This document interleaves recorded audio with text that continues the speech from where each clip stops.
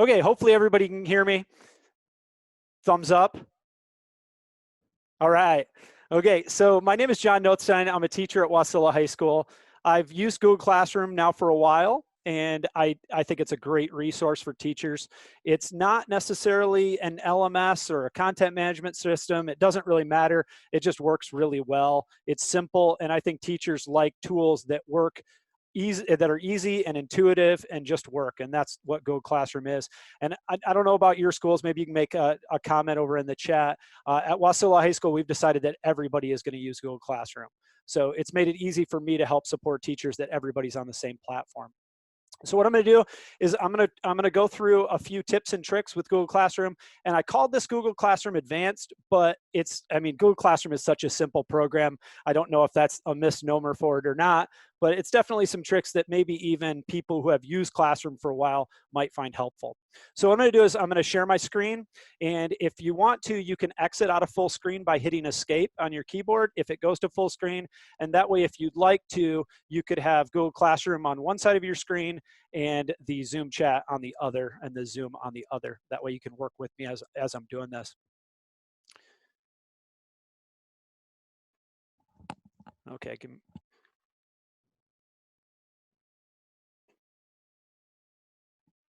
that working, Sarah?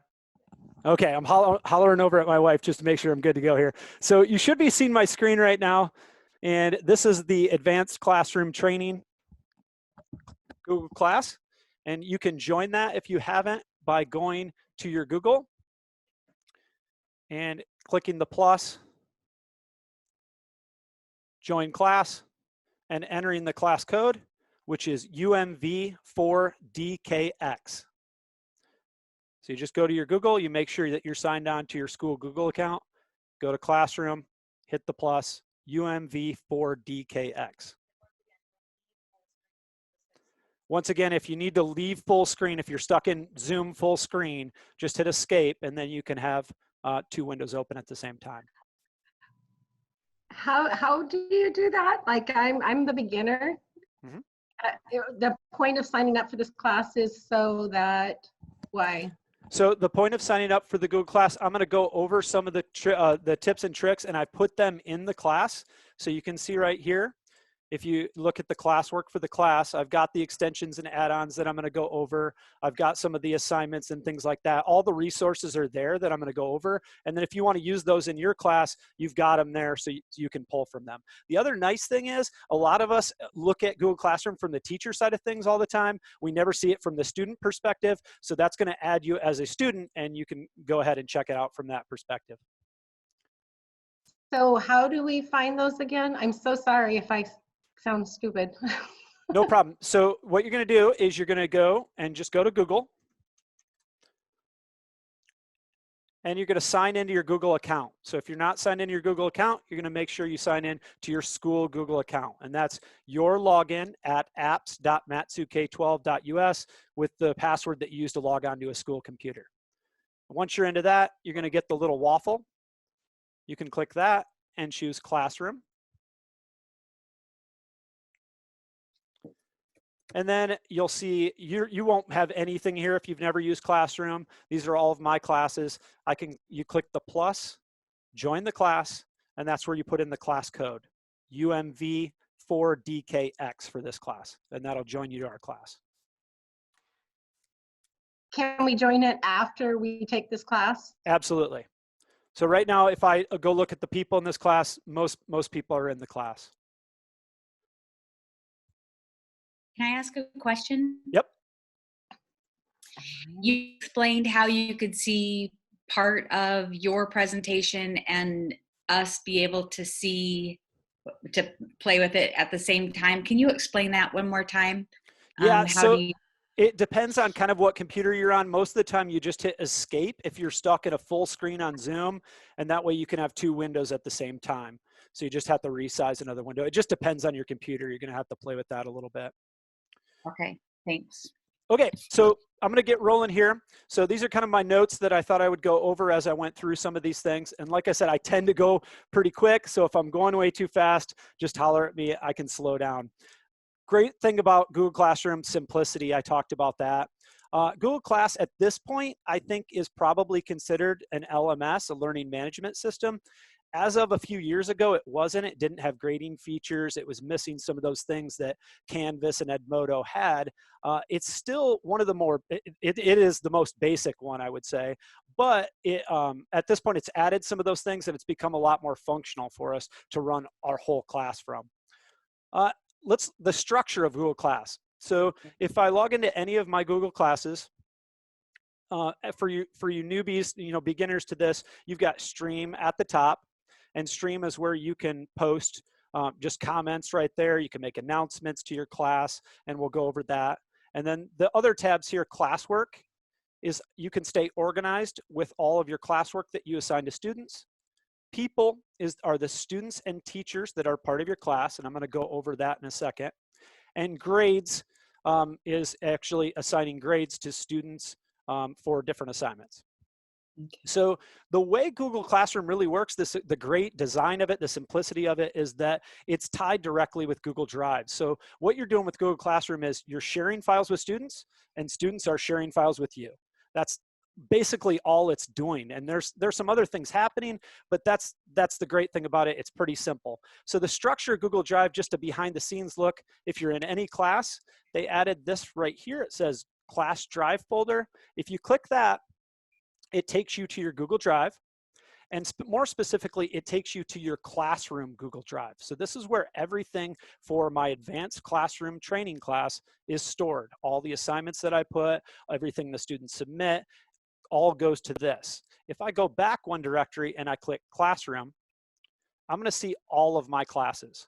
So these are not just classes that I'm currently teaching. These are all of my archived classes, all the classes I've been added as an instructor to, all are right here. So there's a whole bunch of things, but that's what you're doing with Google Class. You're linking to these files. Students are uploading and linking to you. That's all it really is. So I'm guessing a lot of people at this point, if you have any knowledge of Google Classroom, have posted assignments. So if I come over here and I click Create, I can add an assignment. And I could just do a test assignment. One of the first things that you're going to be able to do is, or that you're going to want to do, is you're going to attach some kind of document, some kind of file to this. So I'll go to Google Drive and I can just pull any document. It could be a slide, a doc, whatever it is. And I've got this discussion board. I'm going to go ahead and I'll just pull this. That'll be fine. I'll add this. And right over here on the right, you're going to see three options. Students can view file, students can edit file, and make a copy for each student. And this is really important that you figure out which one of these you want to work with. Students can view file is so students can get on to a file, they can look at it, read it, they can, whatever they need to do, but they can't edit that file. It's stored on your Google Drive, not theirs. So if students click on that and it's in view format, if they did want to edit this file, what they could easily do with any Google file is they can come up and click File, Make a Copy, and that's going to make a copy on their drive for them to edit later on. I use Student View File when I want a resource that I want to keep that never changes, so I'll post it as Student View File. The next option is Student Edit File. And for students, for editing a file, what's going to happen is anyone who has edit access can open that file and change the file.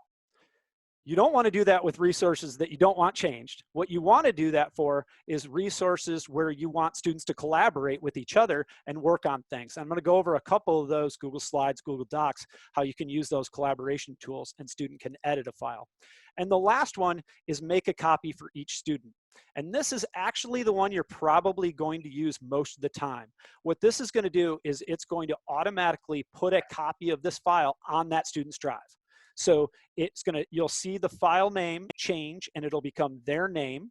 And then when they click on it and edit it, they'll type right into it. What's nice about make a copy for each student is when they open that assignment and they see their copy and they edit it, all they need to do is click submit and it's auto attached. It's already there, ready to go. So students don't mess up on forgetting an attachment or adding what they need to. It's there, it's simple. That's most of the time what you're probably going to use. Yes. And it has to be in Google Doc form for those things to work. So template files.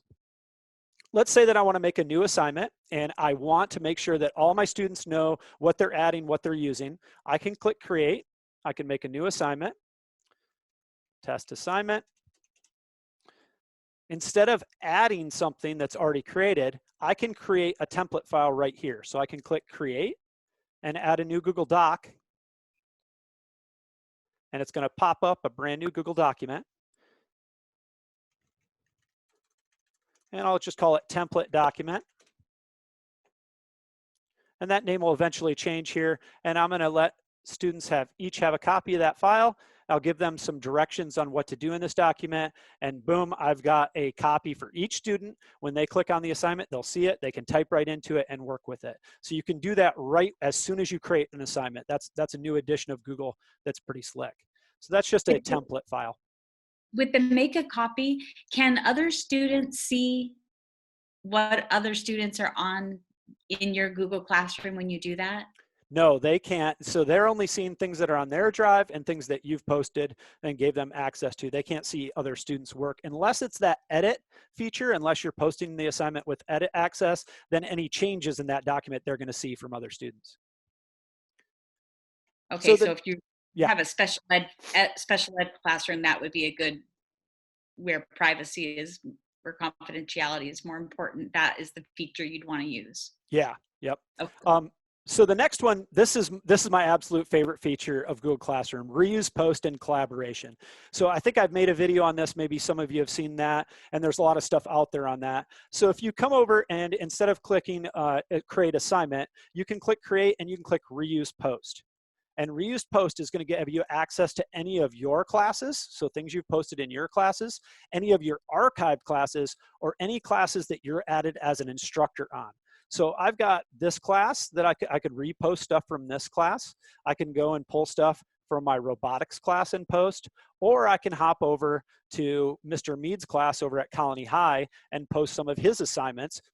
As soon as I click one, like let's say I like this 3D design with SketchUp, I can reuse that assignment. Maybe I don't like all of it. I want to change a few things, make it more work with Wasilla High and what I'm doing. So I can change some things out, but I don't need to recreate the wheel. He's already done it, so I can use that. And that's a really easy thing to add people to. Do you mind repeating how you got to that? I'm so sorry. Could you repeat how you got to that? Yeah, no problem. So right up at the top, the plus create, you click that and click reuse post. And once again, that's going to give you your classes, your archive classes, and any classes you've been added as an instructor on. Thank you. To add people as instructors, you come up here to people at the top, and you add them. You just type their name in, and they're all, and I can add my wife as an instructor to this class. That sends an invitation to her. She'll accept it. She'll be an instructor on this class. You can't be an instructor and a student. So currently she's actually enrolled in this class. She's not going to be able to be an instructor on this class. One thing I've actually done, I caution you a little bit on this one, but it can be effective. I've had students as instructors. So in my robotics class, I actually have students help me design lessons, build, do different things for the class. I'll add them as instructors, but if they're instructors, they can't be students. So that's reuse post, one of my favorite features. Any more Can questions? you back up just a second? I had a question. If I've already created a document, but I want to control the accessibility as far as whether it's just view or edit, how would I go back to that assignment and edit that option? So you will come into any assignment and you can right here. So I'm going to my class slideshow assignment that we're going to go over in a second, and you'll click edit. And that here, you'll be able to change some things. Now, one thing I didn't mention on the make a copy for each student, and you'll notice I don't have a choice to make a copy for each student anymore because I already posted this file. The other thing with make a copy for each student is it takes a snapshot of that file as soon as you click make a copy and post. So if you go and if you make a copy for each student on this advanced training slideshow, and then you want to make some changes to it later on, those students will not see those changes. You'll have to repost that, make a copy for each student again, if that makes sense. It takes a snapshot of whatever that file looks like at that moment. Hey, John. Yep. I was just going to mention something that I ran into the other day that kind of confused me a little bit. Do you want to go back to where you reused a post? Just anywhere. Yep. And then select class. So you did it without saying anything, where it just says select Okay. class. Yep. And then you don't see what you're looking for, how you have to click up above where it Oh, says okay. select. Yeah, so this is going to take you, I think the way this works is it takes you to the last class that you accessed, not just in Classroom, it could be in Drive, it pops you into that last class. So you've got to go, you got to hit this back arrow to see all your classes. That's a good point. Like I said, I go too fast sometimes, so just let me know. And all your classes will be listed here. So hopefully that makes sense. Moving on, and we'll have more time for questions here at the end. So student differentiation, for those of you, I have a lot of mixed classes. I also have students with IEPs, and so I'll have to have different assignments for different students. Google has now added that as a pretty easy feature. So if I create a new assignment, and once again, I'm gonna have a bunch of drafts of this test thing called test assignment, but that's okay. And I can add whatever I want. I could, of course, create and add. Over here on the right, we've got our choices for our point value if we're doing grading in Classroom, our due date, topics, which are really helpful. I'll talk about those in a second. But right up here in the top, if you click all students, you're gonna see all of your students, and the default is that they're all checked. And of course, if I click here, I can check all or uncheck all. Maybe I just want a few students to get this assignment. And what I'm going to do is I'm going to actually post this so you guys can see what this looks like. I've got 4 students selected on this test assignment, and I'm going to click assign. And it's going to pop up here, this test assignment. If I click on it, it only says turned in 0 and 4 assigned. So I only see the files and those students that were assigned to that assignment, and only those students see that assignment. What's cool about this too is it works for any of these features: a quiz, a question, materials, if I only want materials to go out to certain students. And if I want to make an announcement in the stream, so if I type an announcement here, I can also make that announcement only go to certain students. So differentiation, this is something they added just a few years ago in Classroom, and it works pretty slick. Another thing you might be seeing as I'm doing this, I'm not saving some of these assignments that I'm doing because I'm just using them as a sample. They're all popping up as drafts. So they're gray over here on the left. They're not blue. That's an active assignment. These are drafts, and I can go and I could edit these and finish making this so all the drafts are automatically saved. So that's student differentiation, and there's some other ways of grouping assignments and things like that, which I'm going to talk about, but that's the easy way to differentiate for your classes. Class slideshows. So one of the first assignments on our advanced classroom training is under creative assignments right here, and I have these divided by topic, you'll notice. So I have creative assignments, extensions, add-ons, email, Synergy, additional tools and resources. And that was really easy to do. If I edit this assignment, this test assignment, over on the right, I can either assign it to a topic I've already created, or I can create a new topic. Topics are really helpful for you to stay organized. So I highly recommend that you use topics. One thing that a lot of teachers are doing that I think works really well is just organizing by week. So posting, week 1 of COVID crisis, the assignments for that week, so students can stay on track. The other thing that you'll notice is that I have my assignments numbered. So I have a numbering scheme here, 001, 002, a very helpful little trick for students to keep track of their assignments and for you to keep track of assignments. And if you ever need to go look at old things and try to search for things, having them numbered really helps out. So the class slideshow under creative assignments is right here. And what I did is I made a new assignment. And I'm going to actually show you how I did this, which is pretty simple. I went to create. I made a new assignment. It's a class slideshow. And I'm going to create a slide for the class slideshow. And it's going to automatically add this. This kind of looks like PowerPoint, but it's really easy for the kids to work together. So this is my class slideshow. I'm going to ask students to do something in this slideshow, whether that be post a picture, write a short paragraph. I have students use this for coding where they post their code and then they make comments on each other's code. Couple things to keep in mind if you use a class slideshow is that I always put directions in for students. Do not change the theme. If they change the theme, it changes everything and can really make things look weird. And do not change other students' slides. So then what the students will do is they'll add a slide, they can add their name, and then they can complete any work right on the slide that they need to.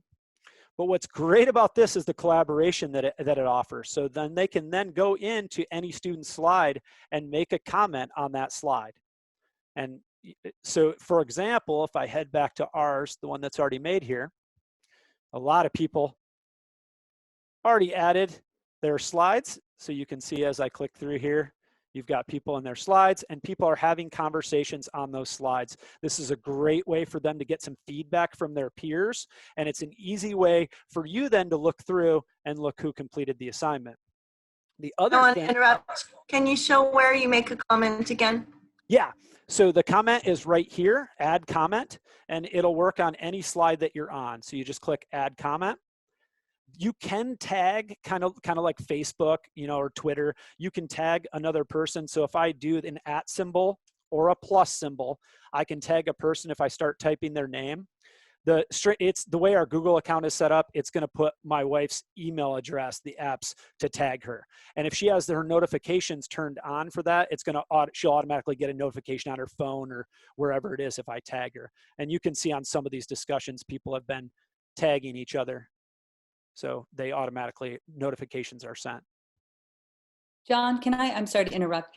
If you have students that are able to make contacts, but you have muted them from making comments, does that also include making comments then on the slideshow? I don't think so. I think that you have to control that separately and maybe somebody else can chime in that does that. So I think you have to go into those comment settings and change it on the document itself. So, and yeah, somebody else will have to chime in on that. That's not something I'm as familiar with. We can answer that towards the end. So back to the class slideshow here. I've got a student will then go ahead and they can submit. I can open this and see all my students. They can all see each other. Sometimes I may want the student just to submit their slide. Well, they can download the slide and just submit that. But the other thing you'll notice is as I click through this slideshow, the URL here at the top is going to change. So each slide in the slideshow is dynamic.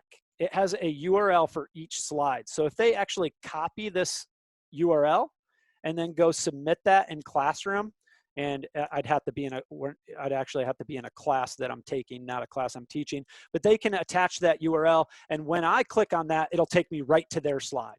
So oftentimes when I have students do a class slideshow, I'll have them do a class slideshow like this and make comments on each other, but I'll also instruct them to copy their unique URL at the top and then paste that in as a link to their assignment. Hopefully that makes sense.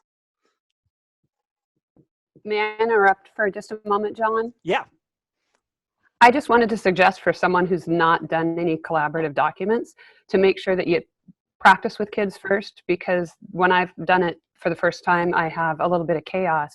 And then putting students' names on the slides before you share the slideshow has been very helpful for me. That way we don't have 10 kids on the same slide trying to claim it. Yeah, the other thing that you can look at is that you can look at the version history of a Google slide. So let's say that you are having a problem, and I've had this before where students think it's funny to change another student's slide. I always put that direction to begin with, but you can go check out the version history and see who did what to that slideshow if you need to. And you can do that for a Google Doc, you can do that for anything, and look at all changes that were made.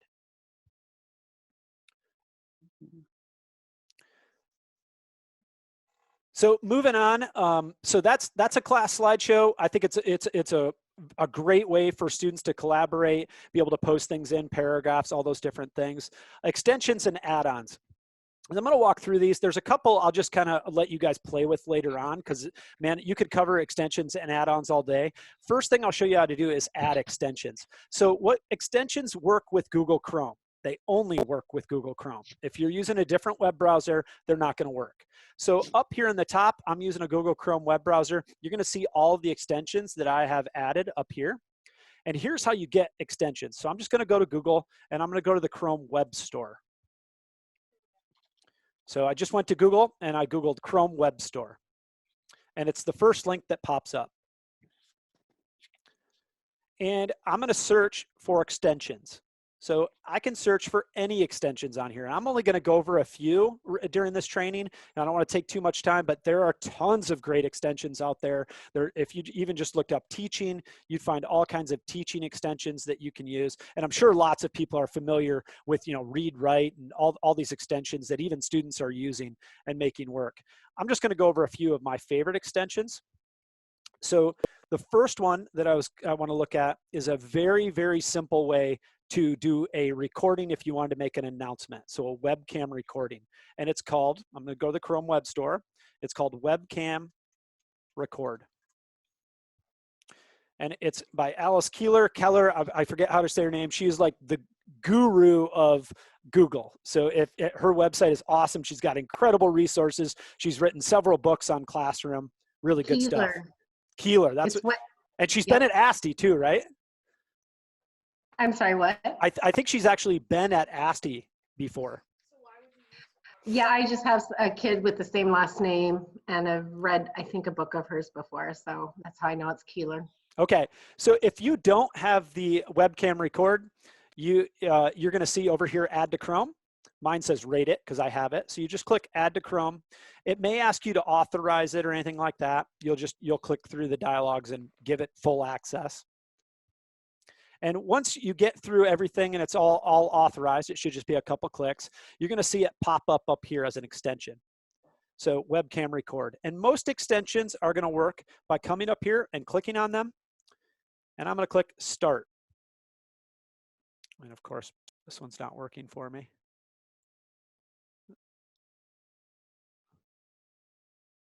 Oh, it probably is not going to let me do it as I'm doing this right now. What you're going to see is it's going to automatically save. So you're going to click Start. You're going to see it pop up, and you're going to be able to do a web recording. Oh, I think I already started it, so I got to finish. There we go. So now I'm going to come up, and now Start is active and not grayed out. So I'm going to click Start, and it pops up down below, and I have mine set up for an automatic 30-second recording. It's going to do a quick recording. If I want to stop it at any time, I can just click Finish, and it disappears. Where did it, I don't know what happened. What it does is it automatically saves to my Google Drive. So it works flawlessly with Classroom. If I go back here and I want to create a new assignment, or better yet, I think what this works well for is on my stream, I want to post that video as an announcement. If I click here and I click Add and I go to my Google Drive, I go to my recent folder, what you're going to see is a video recording that automatically uploaded. So I can add it here. I can tell students to check out this announcement. I can post, and they'll be able to play that recording right from Classroom. So just a very slick way to do a very quick recording. I know there's all kinds of apps for recording, but you don't have to leave Chrome. You can just do it very fast, and then it goes right up. Can you do one more than 30 seconds, or is it always just 30 seconds? Yeah, so if I come up to the extension at the top and I right-click on it, it's going to give me some options. And in those options, I can change the recording length. And the max for this webcam record is 90 seconds, but it stops after 90 seconds, but I can set any length there. And of course, I could stop it before that. So that's just a really fast way to do a webcam record. The one I actually recommend for most teachers, especially, it seems like we got a lot of teachers using Zoom, which is great. I don't recommend necessarily doing lessons on Zoom. Screencastify is awesome. It's really simple. So it's another, you go to the Chrome Web Store. And I already went over this in a video, and some of you may have seen that Screencastify video. So you just go here and you type in Screencastify. Oh, yeah. And I've already got mine, so I don't have to click Add to Chrome. but you're going to add to Chrome and you're going to go ahead and authorize it and do that. And once again, it's going to pop up here. And if I can do it, anybody can do it. So yeah, it's simple. And of course, one thing I didn't mention in the video, because I didn't know about it when I made the video, is that if you use the code CAST COVID, all in caps, CAST_COVID, it gives you Screencastify Unlimited for 1 year. So which is awesome, because I'll show you, you can actually do some snipping and things like that right in this. So you're going to change your microphone. You're going to embed a webcam if you'd like. You're going to click record. And you can do your entire screen or a window with Screencastify. I'm going to do my entire screen. And then gives me a countdown, 3, 2, 1. It's recording right in Screencastify. I can do my lesson. It's going to give you some annotation tools where you can draw right on the screen. When you're done, you just come up, click stop. Takes you to this screen. You can change the name. And over on the right here, you'll see this little bar going across. It's automatically saving to my Google Drive. So now I can copy the shareable link. I can then go post it on Classroom. I could share it right to Classroom from here. Or I can go ahead and just copy this, hop back to Classroom, do a new assignment.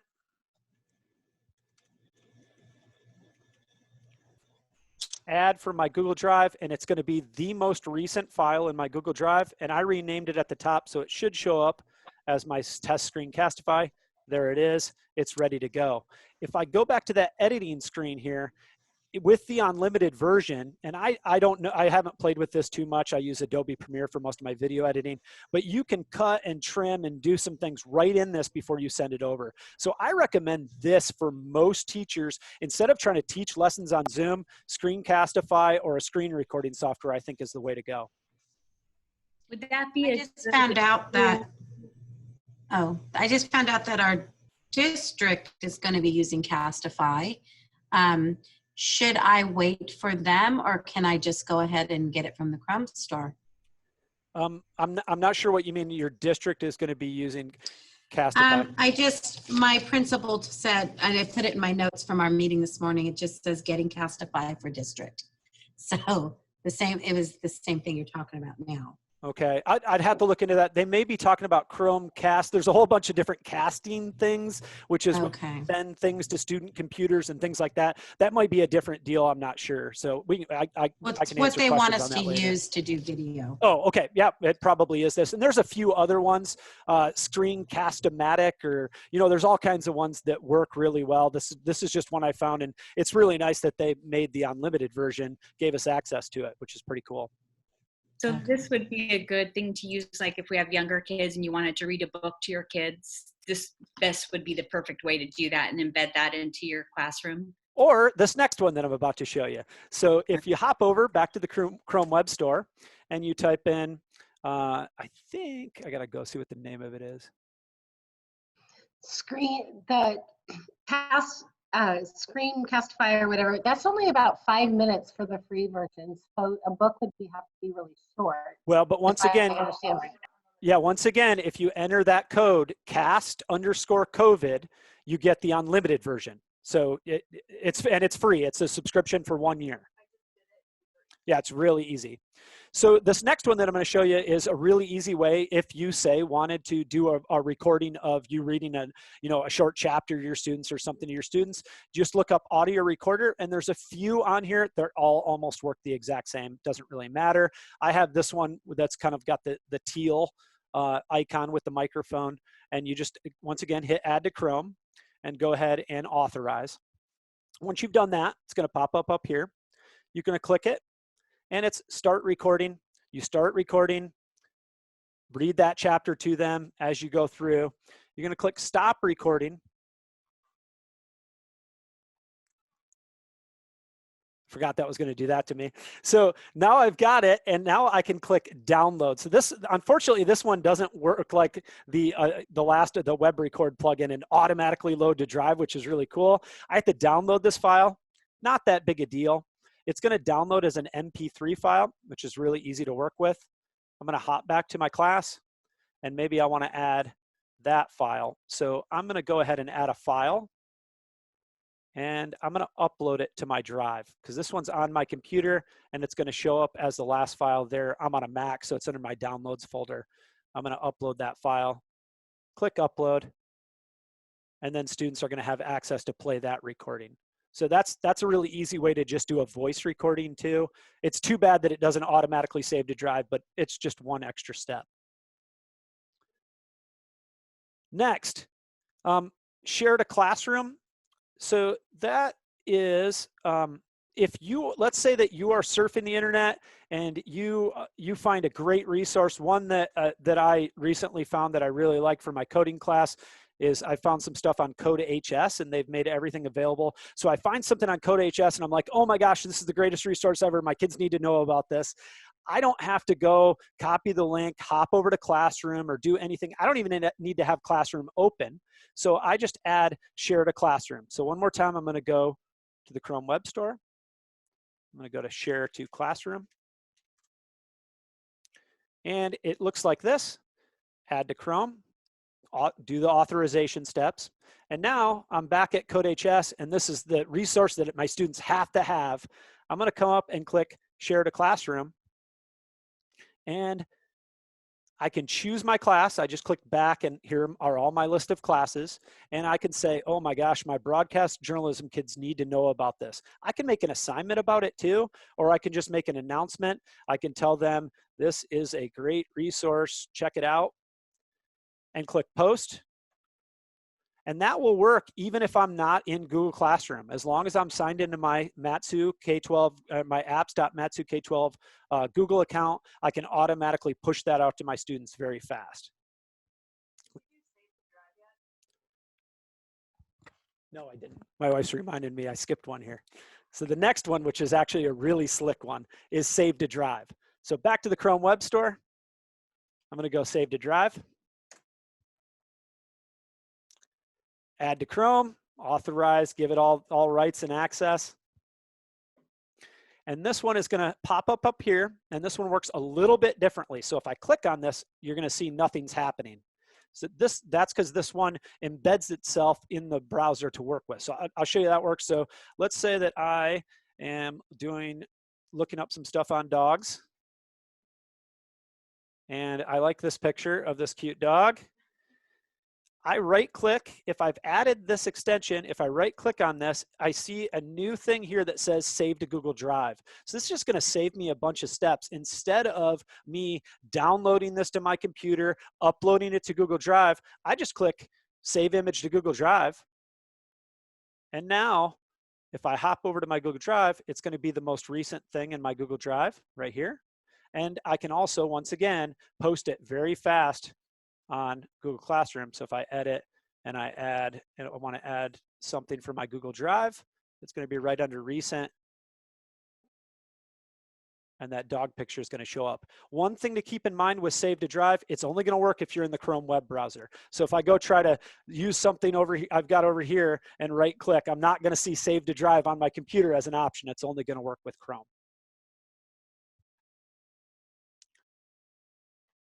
Okay. Like I said, I know I'm going fast, and I know we've got some newbies here. Any questions so far? All right, then I'm going to keep going. So the next one here is one that came from Amy Anderson over at Wasilla High School.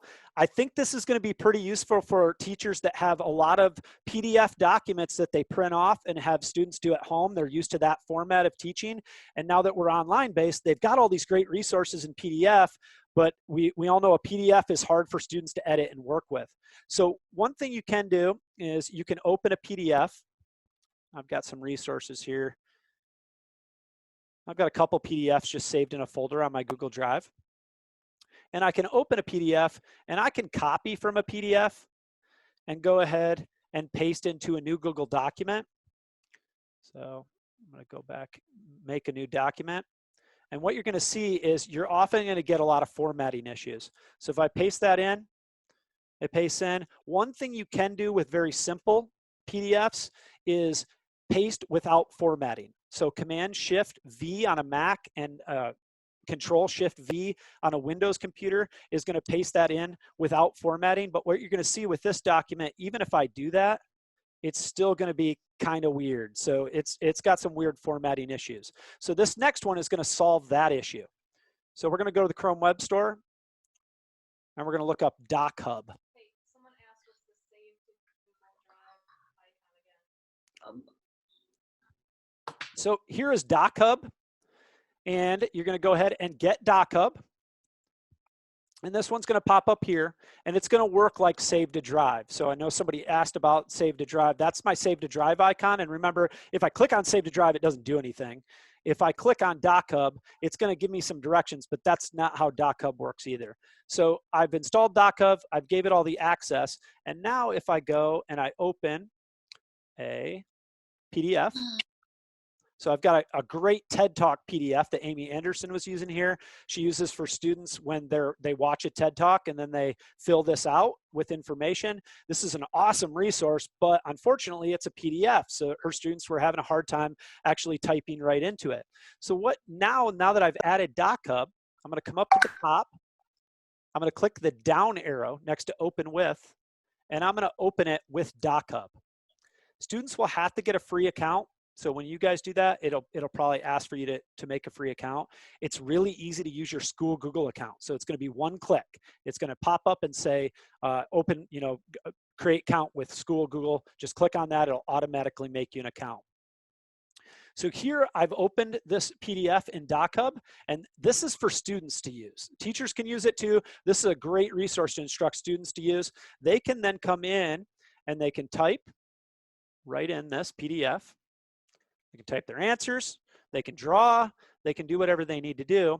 And then when they're done, they'll come up here to the 3 lines in the upper right, click it, click download and export, and it'll give them some choices.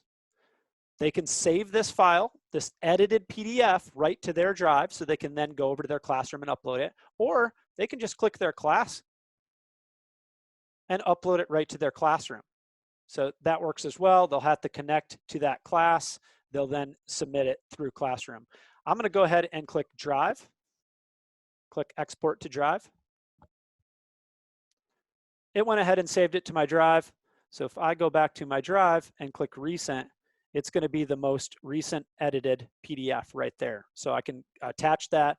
Like I said, I think this is a great one. I know teachers have tons of great PDFs that they're using and they're printing out, making work. This is a really easy one to do up some directions and show students how to use. Okay, the next couple here are a little trickier. So I'm going to talk about them and I'll show you briefly, but this is one that I recommend that you go, and actually what I really recommend is that you just go to Google and look up Alice Keeler and Google Classroom, and she's got a great website on some of these tools. So she's got all kinds of tips. These are her books, things like that. I definitely recommend you check that out. 2 that I really like that she's made are called Pull the Paragraph and a discussion board and a group maker. So actually 3. These work a little bit different. They're what's called, they use an onboard script in a Google document. So if I hop back to our Google class here, I'm going to go down to my extensions and add-ons.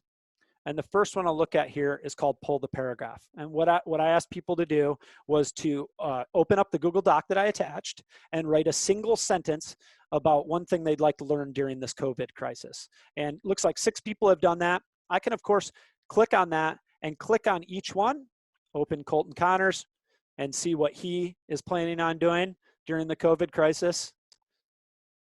I'm surprised it doesn't have something to do with fishing, but there's his answer. And then I can go through and click every single person's and read every single person's, and you notice how long this is taking me to open every one.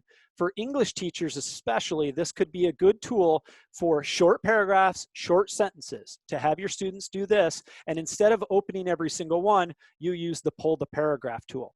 So I've included the template file here. I'm going to click the template file. And I get a Google Sheet, a blank Google Sheet. but there's a little bit more to this Google Sheet than meets the eye. And so there is a built-in Google script with the sheet, which is a program that's kind of running in the background. And my wife said I don't need to show people this, but the nerd in me wants to. If you go to Tools and you click Script Editor, you can see all of the code that is running in the background here. I know no one cares, but I find it cool. So what I'm going to do here is I'm going to open this template and I'm going to make a copy because I don't want to change my template file. And if I make a copy, it's going to copy the script as well. So the copy that I just made will copy the program. And come up here to add-ons. And I know a lot of people are used to getting add-ons. And of course, I can get new add-ons. We're going to give this a second because it's going to take a second to load. And you're going to see right here, it's going to load that Google script. And you're going to see an add-on pop up that says pull the paragraph. And sometimes this takes longer than others. Hopefully it'll actually, there it is. So it popped up and says pull the paragraph. And it did that because the script is built into this document. I'm going to click pull the paragraph and click sidebar. I'm going to give it authorization. I'll have to go and authorize my Google account.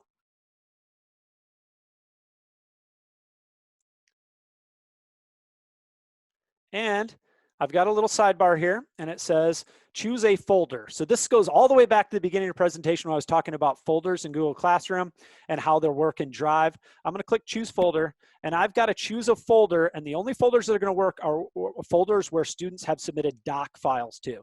And I recommend short doc files, sentences, paragraphs, things like that.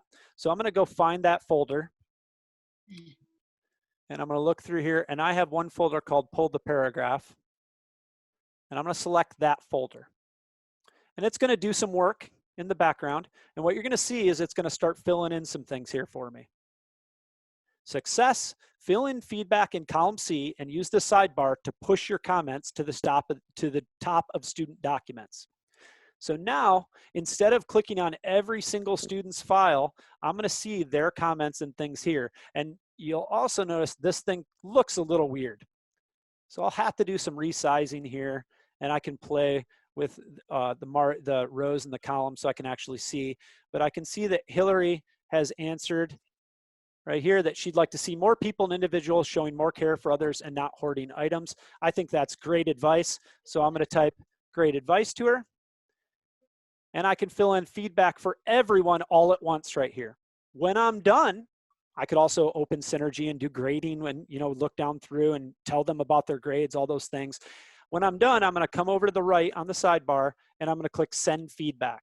And that's going to post that feedback to the top of that document for every single student that I typed feedback into column C. So it just kind of speeds things up. If you're somebody who's clicking a lot, your internet's slow, you don't want it to load, it works that way. I don't recommend it for long essays or things like that. It's going to look strange. You're going to have a whole bunch of boxes. But for short assignments, it works pretty well. That's an onboard Google script. So the other two that are helpful here, and like I said, I'm going to let people play with these on their own. They're a little trickier, but once you get the hang of them, they're not too bad. It's just a lot for me to go over during a presentation here, and I'm already going on 50 minutes here, and I wanted to hear from some other people. So if I go back to our class, I put some resources right in the class. It's classwork, and a couple that are on here are GroupMaker. And what GroupMaker does is it has that onboard Google script. I put a really short help video here for people. It's like 2.5 minutes, shows you how to set this up. You do the same thing here. You post your students' names, first, last, and email address. You set a group size, and then you use this automated Google script to sort them into groups automatically for you. And you can do that for each assignment. So you can have groups working on different assignments. It really works pretty well. One challenge that people have sometimes is figuring out, how do I get my kids' names in here? Pretty easy thing to do. If you go to anything in any assignment in your Google class. So I'm going to go to my Synergy survival guide here. Actually, I need to go to an assignment. So I'll go to this test assignment. And I only have 4 people in the class right now. So any assignment, I'm going to come up to the little wheel in the upper right, click it. I'm going to copy all grades to a Google Sheet. And all that's going to do is give me a list of my students in an Excel spreadsheet with their names and their email address. So there it is. And then I can click everybody in the class, highlight them all, Command C, Control C on a Windows computer, go back to that group maker, paste them in, and then I'll, of course, use the Group Maker add-on tool in the sidebar. And like I said, I'll let you guys play with this. It works kind of like the pull the paragraph, and that template is on the classroom. And so then the other one there that works pretty similar to that is the discussion board template. Google Classroom has its limitations. One thing that it's really limited on is its ability to do good threaded discussions. So people have come up with a bunch of different workarounds for threaded discussions. And one of those is a Excel sheet that you can start and have students comment on each other's comments and have threaded discussions. What I actually recommend is if, let's say you have an AP class and the majority of the class, I mean, a lot of it is going to be threaded discussions and talking about works and things like that. I recommend it use something else. The one I recommend is Slack. It's easy to get students on. I've got a getting started video down here under additional resources. So that you would have to leave Classroom for. But if you just want to do some simple threaded discussions, this discussion board will probably work. That was a lot. So I went over quite a few extensions. Those are the ones that I use pretty regularly. And, you know, I think some of those other tips like, you know, numbering your assignments, things like that. So questions now, and I'd love for people quickly to add some of their tips. Hopefully you're adding those in the chat. I haven't been following the chat as I'm going. John, what are your other videos that you've done for training? So most of them are on my YouTube account. I can put out a link of different ones. And I definitely am open to anything that people need. I'm still figuring out Zoom, so I'm not an expert on Zoom. But, you know, there's a lot of great resources already out there on YouTube. People have made so many different videos. You can find just about everything. The one thing that's nice to have videos that I make is I try to make them specific to people if it's particular to our district. So you've got to use the Matsu K-12 account just right, things like that. That's where I'll tend to make different videos. I have a question. Yep. Can you hear me? Yep, we can hear you. How do you mute everyone? So I think you have to be the moderator for the Zoom, and I just come up and I can mute everybody by managing my participants. You guys can't see this right now on my screen.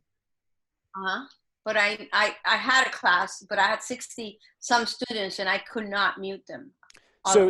So on your Zoom down at the bottom, you'll see different options, and one will be manage participants. You'll see a little icon of people with a number. You'll click manage participants and it'll give you the option of muting all. All right. And I have a question.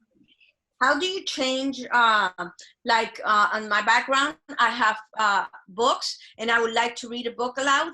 I tried that on YouTube and I tried it on FaceTime and the letters are backwards. How do I change that so that the kids can follow the reading and look at the book when I'm reading aloud? I don't know. I'll have to look into that. I'm sure that there's a program where you can flip your screen pretty easily. I know you can do it in Zoom. You so can that, do that in the Zoom settings. Yeah. You can, yeah, you can. If you go up to the Zoom settings, you can say mirror my screen and that should reverse it. So on a PC, you go up to the top bar where, you know, file and edit and all that is. On a PC, go to edit down to preferences. And I believe it's under general. Just look through the settings. And on a Mac, of course, you just go to where the program name is, say zoom.us, and you'll see preferences. Okay. I have a question. I loved your presentation. It's great, especially if you were a high school teacher, middle school teacher. What about us that are, you know, have little guys, kindergarten, you know, where we're not going to use a lot of the things that you just used.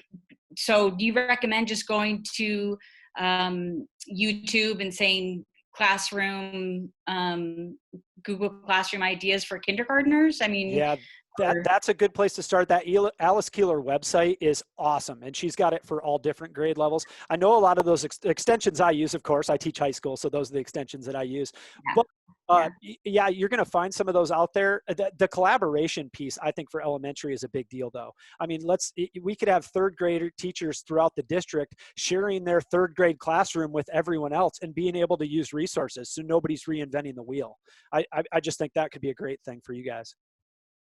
I know that in our district, or in our school, we're going to do some Heggerty lessons, and we're going to do the screen.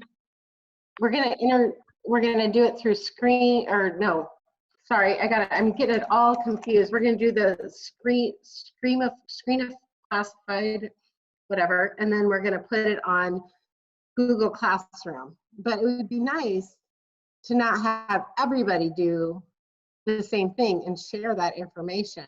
It's just how to get that out there to do that. Anita Wells is going to do the Heggerty. So I don't know. I don't know how to share that. I'm new at this, so just so you guys know, for kindergarten.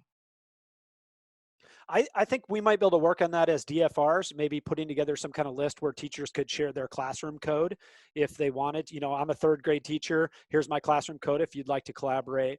The one thing about that is, you know, I think if a teacher invites you, it should be reciprocal. So, you know, back and forth so you can use each other's information, you know, posts.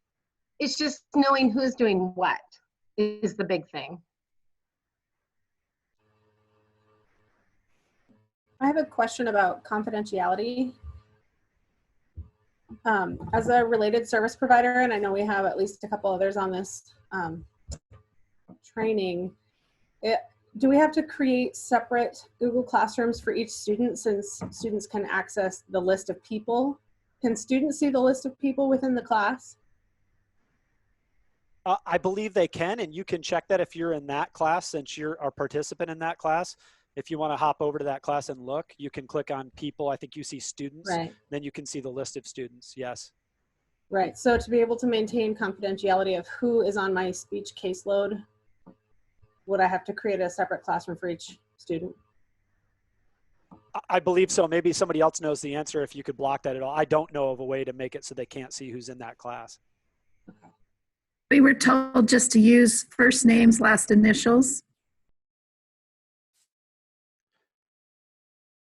Yeah, sorry, one thing I would recommend, and I'll show you this real quick, is I didn't talk about is when you go post an assignment. So if I'm back to this, if you have a whole bunch of different Google classes, you can just go to make your assignment, you know, make that test assignment. You can make sure that you send that to multiple classes. So you have all those different classes with those students. Even if it's one student in a class, that's fine. And then they're just going to see them, but you just need to make sure that you check all the classes you want that assignment to go to.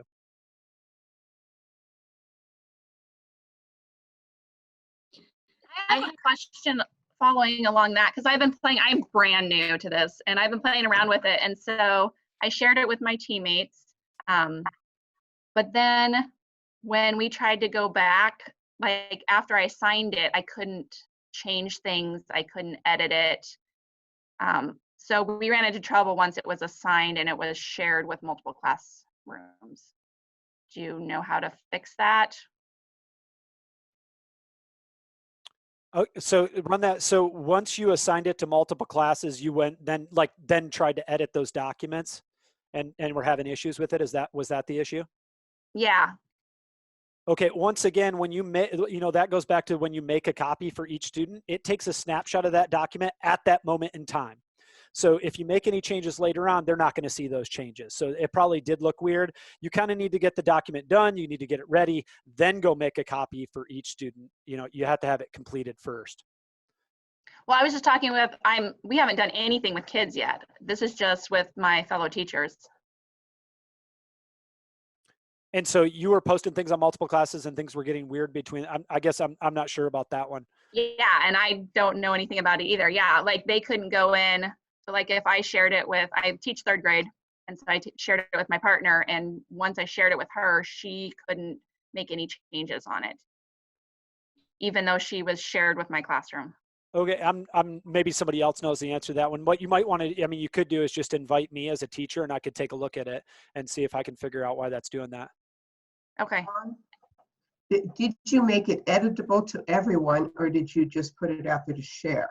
Is that where you have that drop I'm down? not sure. Like I said, this is brand new. I'm just pushing buttons and I'm finding a lot of things that I can't undo, which is a little bit frustrating.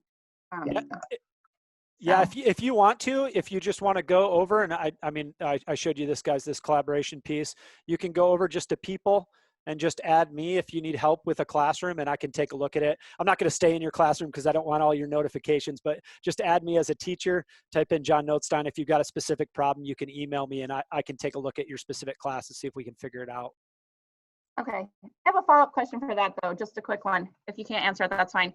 But once I assign something, because there's the save document where it's kind of in the draft, and then there's the assign. If I assign it, can I unassign it? Is there a way to do that? Well, you can go delete the assignment. You can definitely go remove it. But you can't unassign it. I don't think you can move it back to draft form. Okay, that was my question. Okay, cool. Thanks. I have a response to Jennifer Barge asking about confidentiality with special education students. I have an email here from Kelly McBride, who's one of the resource specialists, on the official word from the Department of Education.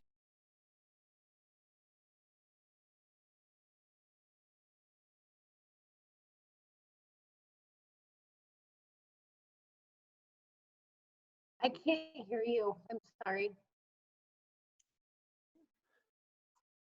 Yeah, it looks like your mic got muted. There we go. Well, that's me, but I think her mic got muted somewhere in between there. Oh, okay. Am I good now? Can you hear me? Yep. Okay, so this is from an email from Kelly McBride, who's one of the Student Support Services resource specialists. And this is the official word from the state of Alaska on the confidentiality for students with special education. I don't know if it would specifically apply to related service providers, but at least for teachers. Don Enoch, who is our Department of Education contact there, said it would be fine to have students or parents see names of other kids in a class in a Google Classroom as long as the name of the classroom was not labeled as a special education classroom. He referenced some sort of code that refers to courses on a transcript. So most of our transcript courses aren't called special education. And he thought that the same principle applies here. So if you have further questions as special education teachers, I would encourage you to go ahead and contact your resource specialist just for clarification, but that's the official word from the state.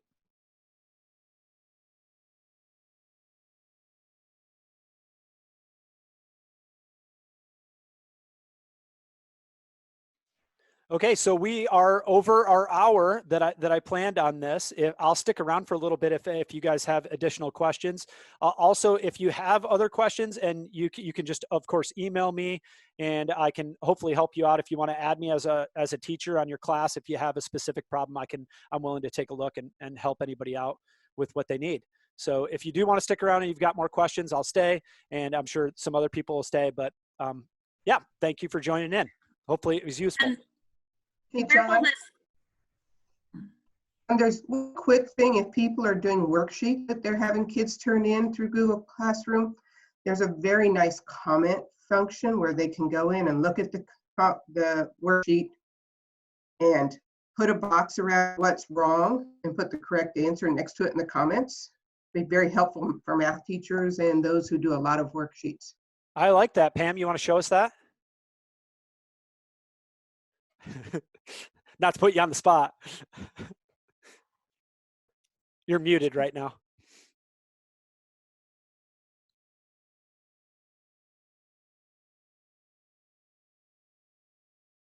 Let me get to the right window. Let's see.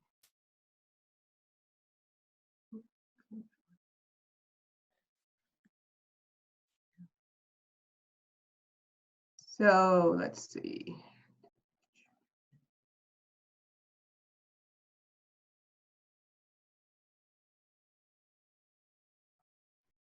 So the student turned this in. Oops, get back to where I want to be.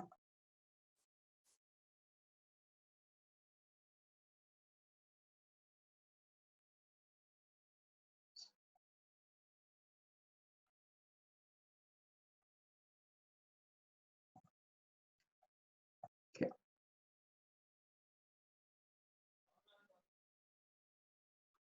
So she's turned in this attachment. Go ahead and hit share your screen there, Pam. Where's Down my at the share bottom. button? Should be down the bottom in the middle. Little arrow pointing Got it. up. Yep. All right. Okay, so this individual shared her document with me, I and there's can't, some we mistakes. still can't see it. Well, can you see it now? Nope. Oh, How there about we go. now? There we go. Okay. Now we can see So it. this young lady shared her or posted her document.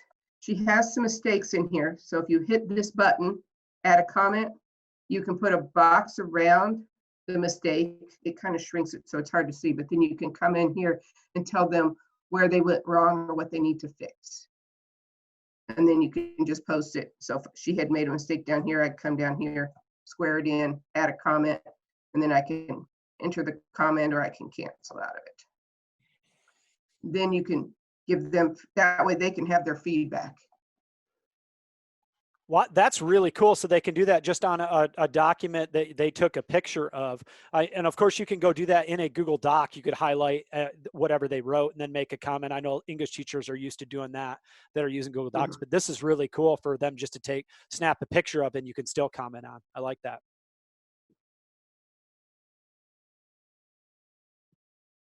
So how do I give you back? You're going to take back the screen? You just click stop sharing. It should be like a red button. There we go. There you go. Okay. Any other questions or tips? Where are you posting this video so we can go over it again?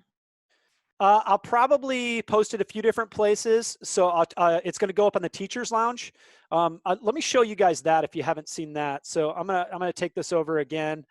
So if you just go to Matsuke 12, and my Mac doesn't like Matsuke 12 unless I Google it. So if I hop here, if you go to employees, Stephen Anderson has got some great resources right here under the Teachers Lounge. Click Teacher Lounge Home. So a lot of videos and resources like that will be posted here. He's got, screencasting video here. He's posting all kinds of stuff. He also has Zoom meetings. If you're looking for another training or further trainings, those are all going to be posted here. They work really easy. You just click on the link. It'll take you right into the meeting during that time. Gives you the join link. And then, yeah, so a lot of that stuff is here. There's also, let's see if I can find it. This remote learning resources. He's really updated this. So for elementary, middle, and high school, he's got it split up, and there's all kinds of great stuff in here. I actually went and pulled all of the high school documents for Wasilla High School and posted them all on our shared folder because there was so much good stuff in here in lessons. So you may want to take a look at this as far as resources go. Can you slow that down and show us? Because I'm trying to add this class on so I can get the documents, but it's going, well, I'm older than you. But you're going a little fast to see it. Okay, so I'm on the Teachers Lounge page, just going to employee and staff and then Teachers Lounge. And then this thing he set up as a link right here, remote learning resources. And what this is SharePoint. So this is Microsoft's kind of version of Google Drive. And he set up a district share. So you can actually upload to this or download any of these lesson plans that teachers have put up. And so all you're going to do is say there's great elementary stuff here. You can go and download them individually. And I can't remember. So you just right click and click download and download that lesson plan that he's got uploaded there. And I believe I was able to download the whole shebang. I think I highlighted all of them, and I just downloaded everything because we have a shared folder set up for Wasilla High School on Drive. So I just took all of the high school stuff and put it on there.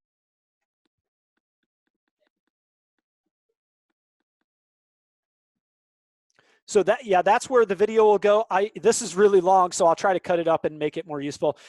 Something Michael Backus mentioned in our meeting today, our DFR meeting, was very short videos. People don't have an attention span. If I go post this hour-long video, it's not going to get watched. But short videos. So if you're making help videos for your staff and try to help other people out, keep them short, keep them sweet, kind of thing.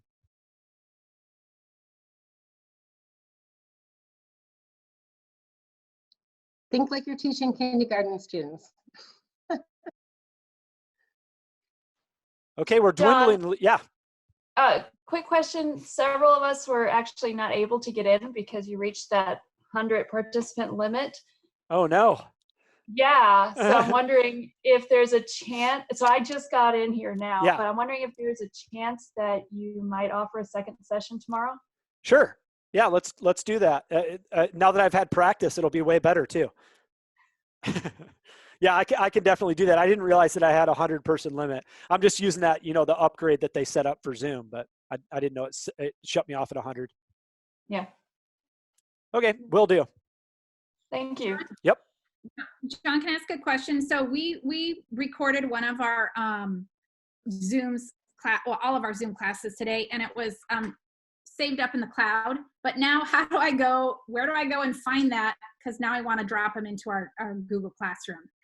I don't know.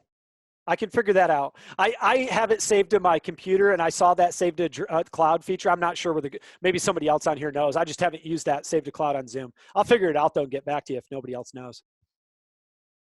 John, you mentioned an upgrade for Zoom. Did the district get that, all district employees, or is that something just for the So yeah, tech people? It's because of the COVID thing. So as long as you're using, I recommend they've been going back and forth on this, but as long as you log in with your @matsuke12.us account, it's going to it might still say basic up in the upper right-hand corner, but it's going to take off the time limits for you and let you have more participants. Okay. You might have done the Google account one, right? I did. I Okay. did. And so I didn't have that. I didn't realize with it. Okay. Wonderful. Thank you. And so some people are saying that's working, and some people are saying that's not. So if Yeah, it's it not didn't for me if, today. if it's not for you, then yeah, log in with that @matsuke12.us account.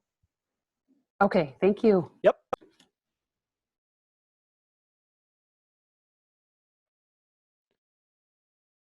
Other questions? Other quick tips? Nope, just appreciate you doing this. So thank you. No problem. Hopefully it was helpful. A little over my head, but most things are with it has to do with the computer. All right, Carly, what do you got? I was just gonna say, the upgrade to Pro is $14.99 a month, but that will allow you to save to the cloud and you're not on your computer. And then I think it increases the number. But if you sign with that free COVID, I think in like half a day, you should get a message that says, because you're a teacher, now you have that special account, which will take. Yeah, and then automatically, it upgrades. It'll still say basic, and that's what's confusing people up in the right-hand corner, but it will upgrade your account. So you just, you have to know that that's been upgraded. There's a code to enter for the Zoom upgrade. I did not have to enter a code. I just used my @Matsuke12. Okay, thank you. Yep. Rockenstein, did you have something? Yeah. So first of all, thank you so much. Those add-ons are sweet. But I was going to say another, like how I've been using discussion boards is I've actually been just posting in Google Classroom a question and then in the direction saying comment, because then the other kids can see everybody's answers. So I've been using that for quicker discussion boards than like for people who maybe don't want to do the Excel sheet and stuff like that. Question is a really great tool on just right in Google Classroom. That's how I've been doing discussion boards. And I just tell them like, hey, you have to comment on 2 other kids. And it's really easy to look at. And so that's how I've been using discussion boards. And then I was just going to make sure that somewhere in here we say, do not link your grades to Synergy through Google Classroom. I did that all of first semester and it works really slick for a couple days. And then it really starts to like slow down and be clunky when Google updates every single day. If you listen to that Google guy that came for that district PD a couple years ago, like they update every single day. And as we know, Synergy does not. And so it's not very conducive to actually getting grades in on time. It doesn't work super great. So I highly recommend leaving them unlinked and enter them separately. So maybe doing what John said and like having your Excel sheet up and just doing it that way. But don't link your Synergy and Google Classroom. So that was a question I actually asked in the DFR meeting today if people were using it. And some people were saying that they were actually having luck with it. I'm still recommending WHS staff not to do it because of all the issues we've had with it. The ask a question thing, I should have gone over. It's pretty simple. So let me share that real quick for everybody that's in here. So if I go back to the class, and instead of adding an assignment, I'm going to click create, and I'm just going to click question. And I can just ask students a question. I can also post materials with that question. They'll answer in either a short answer, or I can automatically set up a multiple choice here. And that is a very, very slick way to have a fast discussion. It doesn't work great for threaded discussions necessarily. They can comment on each other, but you're just gonna get a big long line of comments, but it's fast and it works. So thanks, yeah, I like that one. Something else to add to the discussion at a different time maybe are Google Forms and using those for evaluations and surveys. Yeah, I'm glad you brought that one up too, but that's such a beast. I feel like that could be a whole nother training or a video. There's so many great things you can do with forms. So I didn't want to dive into that one. I thought this was a lot for one presentation as it was. For those of us that have kids that are not used to using Google Classroom and have probably never done it, how, if we want to set up something like this, how do you suggest that we're teaching those families or kids how to use Google Classroom? Are there resources for that? Yeah, I just saw a video that was floating around the district. A lot of people were posting, and it was like a parent's guide to Google Classroom. And I watched that. I can post it on our Google Class. I'll find that video. It was awesome. It really broke it down just what parents needed to know.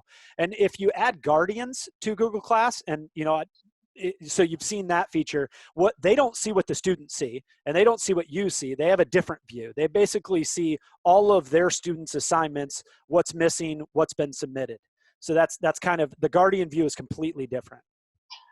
Oh, okay. Yeah, I wondered about that because I wasn't sure how to invite, if I needed to invite students and their parents, or I didn't know how that worked. I don't know what the district policy is on that. Yeah, you can definitely invite parents and as guardians, but once again, just realize that they're not seeing everything. It's an abbreviated version. Okay.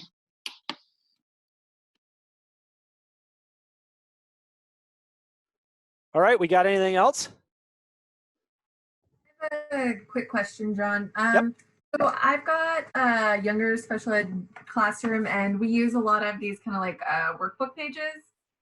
And I'm wondering if there's a good way. So I just tried to use the Doc Hub thing by taking a picture of the workbook pages with my phone. And I was not able to link that to the Doc Hub.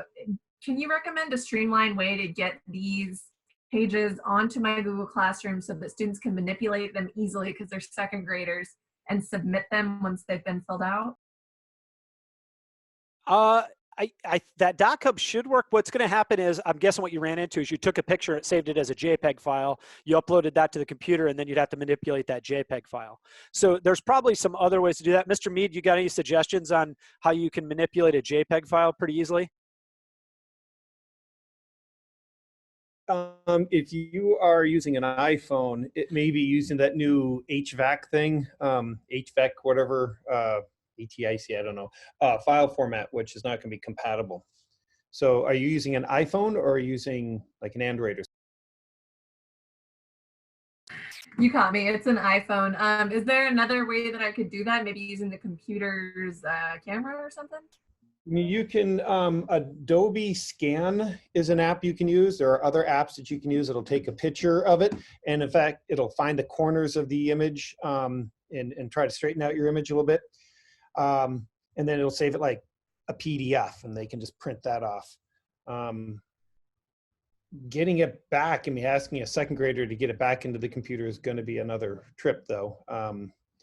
If you're asking them to do handwork, you know, like just have a parent help them take a photo of it and upload it, like Pianalto was doing. The Notes app also will scan images natively in the iPhone, and then you can just export each one of those. There are plenty of other apps in the App Store. Or if you dare going into school, you can just go scan them all into the scanner and email them to yourself as PDFs. One thing that he was talking about there at the beginning, and I have to do this with my students all the time, so I'll just show you. I can't share my screen. Apparently I need a plug-in to share my phone. But what you're going to do is you're going to go just to your settings on your iPhone, and then go down to Camera. And the one that you're gonna click Formats, and you're gonna make sure it says most compatible, not high efficiency. High efficiency is that HEVC file that Mr. Mead's talking about. Do most compatible. You're not gonna lose any quality. It's the most compatible is the way to go. But then you'll be able to manipulate those files a little better, and I'll bet it'll work with DocHub then. So one more time, that was Settings, Camera, Format, and then most compatible is what you're looking for. Got it. Thank you.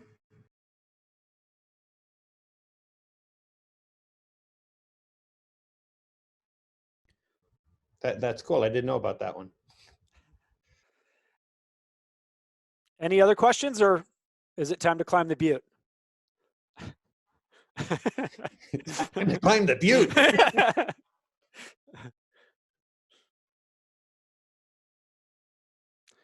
Hey, John, thanks for hosting this, getting us all connected and putting the resources. It's awesome. No problem. And like I said, if you guys got any other questions, feel free to shoot me an email. I'll try to help where I can. All right. Thank you very much. Yep. I'm gonna go ahead and end the meeting. Thanks for attending.